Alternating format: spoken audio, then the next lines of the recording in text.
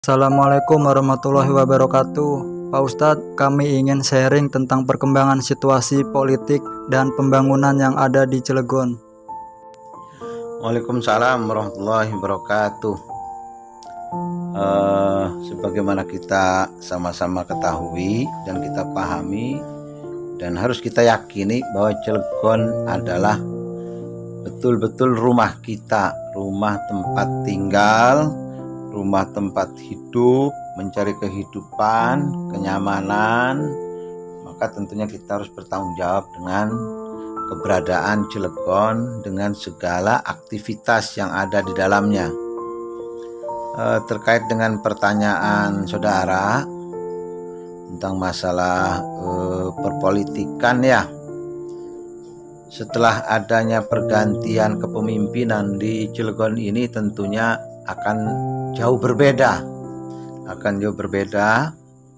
dan kita juga melihat bahwasannya kepemimpinan yang sekarang ini didukung oleh dua partai, yaitu pertama Partai Berkarya dan Partai PKS.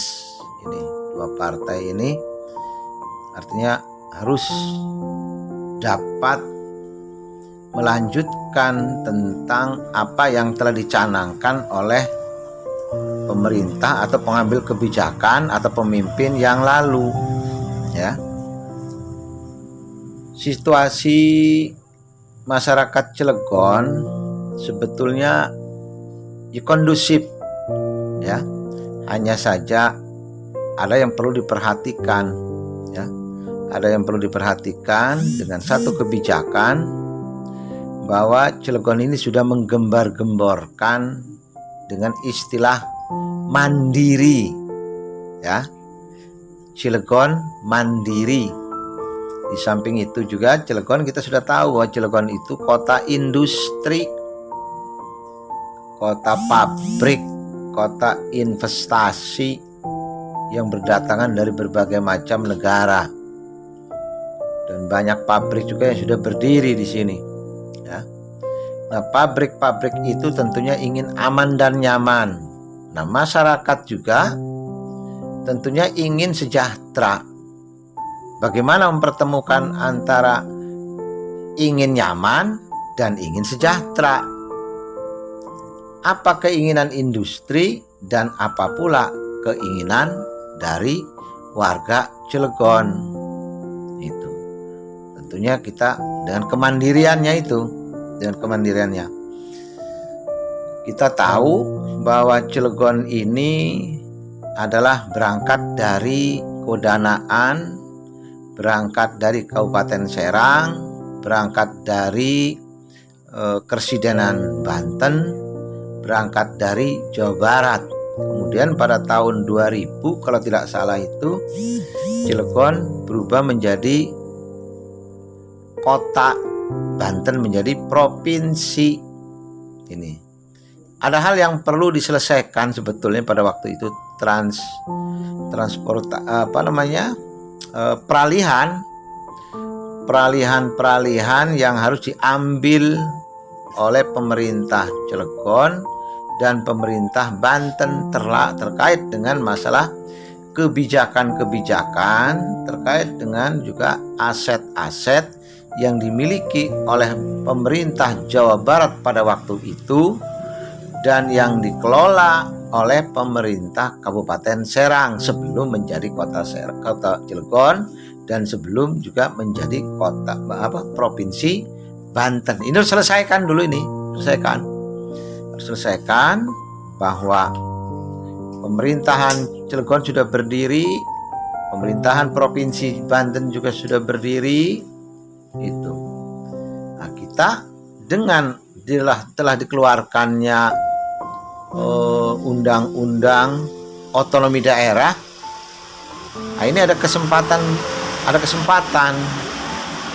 untuk mengembangkan potensi yang dimiliki oleh Cilegon, khususnya rumah kita ini. Potensi apa yang dimiliki oleh Cilegon itu adalah potensi ekonomi pabrik, ekonomi industri, manufaktur ya. BUMN jauh sebelum berdirinya pelabuhan Pelindo, ya, kita sudah memiliki pelabuhan penyangga untuk industri, yaitu KBS. Untuk penyeberangan kita sudah punya pelabuhan feri Merak ini. Nah, KBS sendiri sebetulnya kalau tidak salah itu sebagai penyangga, sebagai pendukung daripada apa? Pabrik baja. Nah, Cilegon yang posisinya kebetulan berada di wilayah pesisir pantai, tidak jauh dari pesisir pantai, maka Cilegon harus berani mengambil sikap. Apa? Sikap apa? Yaitu membangun pelabuhan atau yang kita kenal dengan PCM. Nah, maka pendahulu kita sudah berjuang dan memperjuangkan untuk akan didirikannya atau dibangunnya pelabuhan Cilegon Mandiri. Nah, kata-kata mandiri ini kita harus pahami. Apa makna daripada mandiri itu? Artinya tidak ketergantungan pada pihak manapun dalam pengelolaan. Atau bahasa lain barangkali independen. Walaupun nanti kita akan membutuhkan investor, investasi, teknologi, tenaga ahli dan sebagainya, tapi pengelolaannya, ya, pemanfaatannya itu harus dipegang sepenuhnya oleh Cilegon sebagai pemerintahan kota. Nah, pemerintahan kota ini sama dengan negara, ini kita negara. Pemerintah Cilegon itu sama dengan negara. Pemerintah pusat, perwakilan dari pusat itu adalah pemerintah daerah. Ini. Jadi harus tunduk pada pemerintah itu. Nah, dengan peralihan ini kemudian tentunya pejabat yang baru ini harus mempelajari, harus memahami, dan sehingga dapat melanjutkan itu. Sisi politiknya apa, sisi ekonominya apa, sisi kedaulatannya apa, sisi kepentingannya apa, harus dipelajari. Bagaimana bermitra dengan BUMN? BUMN itu badan usaha milik negara, sama itu perusahaan yang harus tunduk pada pemerintah, harus tunduk pada undang-undang sebagai pelaksana saja. Kalau tidak salah saya memahami seperti itu.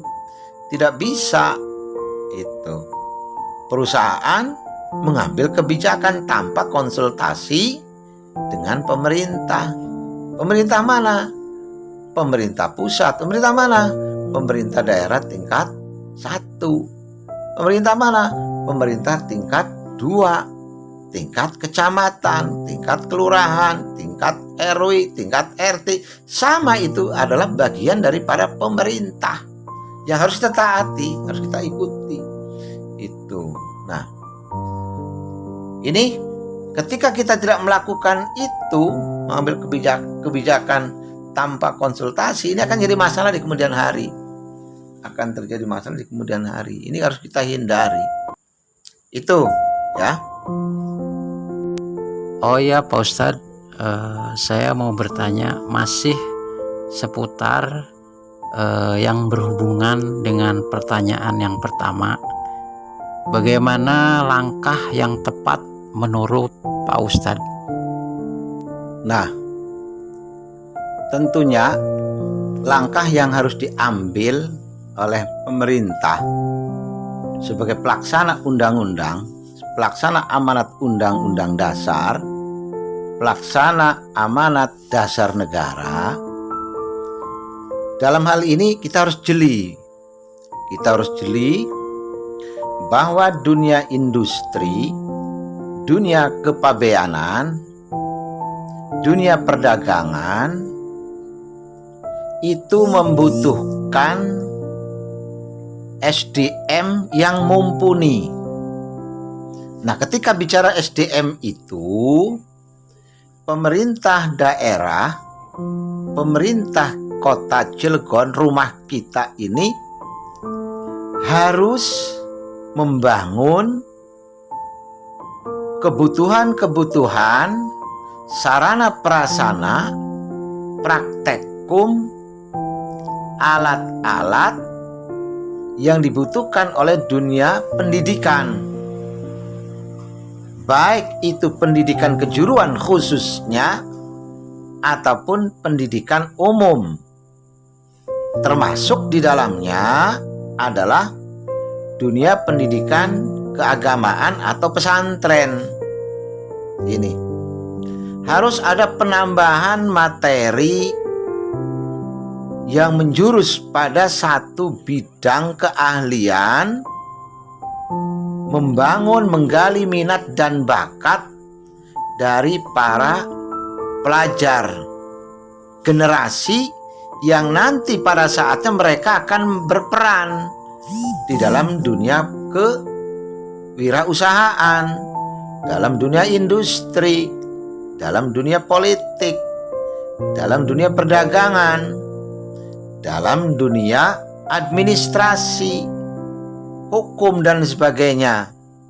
Ini harus dipersiapkan, harus sedini mungkin dipersiapkan kelengkapan-kelengkapan untuk menunjang itu yang harus dilakukan oleh dunia pendidikan. Itu yang pertama. Yang kedua, selain dunia pendidikan, kemampuan IQ, moral, akhlak, dedikasi, ya. Pemerintah juga harus membangun lembaga-lembaga yang bersifat kepelatihanan, skill, pengembangan dari dunia pendidikan tadi itu. Karena tentunya dalam kurikulum pendidikan ada batas-batasannya, jenjang waktunya, kelas 1, kelas 2, kelas 3, atau sampai kelas 4, ada yang sampai kelas 4 atau 4 tahun ada. Tapi ketika dia sebelum turun ke lapangan, masuk ke dunia industri, dunia nyata, itu berbeda dengan ketika dia masih duduk di sekolahan, duduk di perguruan.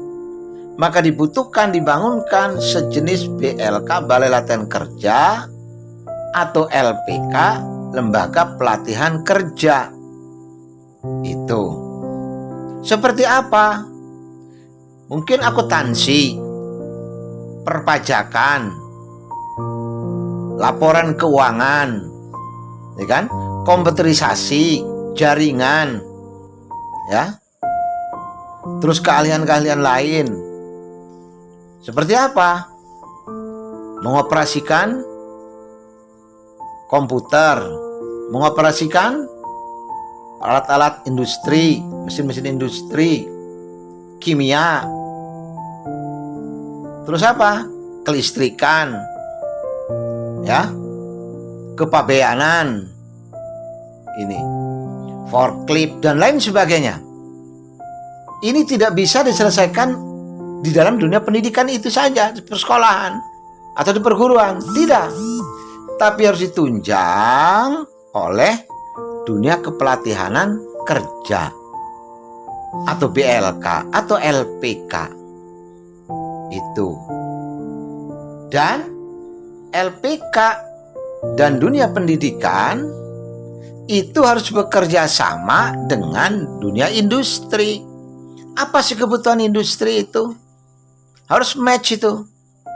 Jadi pendidikannya itu, kalau industri itu mengarahnya ke utara, pendidikan pun mengarahnya ke utara. Begitu juga dengan BLK. Jangan sampai pendidikan itu arahnya ke utara, sementara industri ke selatan, BLK-nya ke timur. Ini nggak ketemu. Maka harus keterlibatan antara dunia industri terlibat itu dalam dunia pendidikan dan dunia kepelatihanan. Nggak bisa masing-masing itu, nggak bisa. Dan juga moral agama, pendidikan agama, akhlak keagamaan keimanan dan ketakwaan ini sebagai dasar untuk memanusiakan manusia. Bukan saja dia pelaksana industri, tapi bagaimana dia merasa ketika melaksanakan pekerjaannya itu, aktivitasnya itu, dia menilai ini sedang beribadah, berbakti kepada Allah, mengikuti tuntunan Rasulullah, di samping melaksanakan sebagai warga negara, sebagai masyarakat, sebagai penduduk, sebagai warga dari pemerintah kota Cilegon, rumah kita ini. Jadi itu, baik anak-anak SMU, anak-anak aliyah, anak-anak pesantren, ya kan, anak-anak sekolah umum, kejuruan, itu harus ada tambahan-tambahan, apakah sifatnya kokurikuler atau ekstrakurikuler atau pemagangan yang ini akan mendukung program industri, dan industri harus membuka selebar-lebarnya untuk menjadi mau menerima, membantu apa program yang dilakukan oleh pemerintah. Ini sesuai dengan kebutuhan industri, sesuai dengan keinginan masyarakat. Industri aman, lancar produksi, masyarakat akan sejahtera. Dari mana kesejahteraan masyarakat itu? Ketika terlibat di dalam dunia industri. Bagaimana supaya terlibat dengan dunia industri? Pemerintah daerah harus mempersiapkan manusianya. Nah, ini ya. Ini yang saya pikir itu sangat penting dan harus dilakukan oleh kedua belah pihak, baik dunia industri, pemerintah daerah. Itu. Demikianlah obrolan singkat dengan Pak Ustadz, dan dimohon Pak Ustadz tidak bosan memberikan dan memotivasi kami. Terima kasih.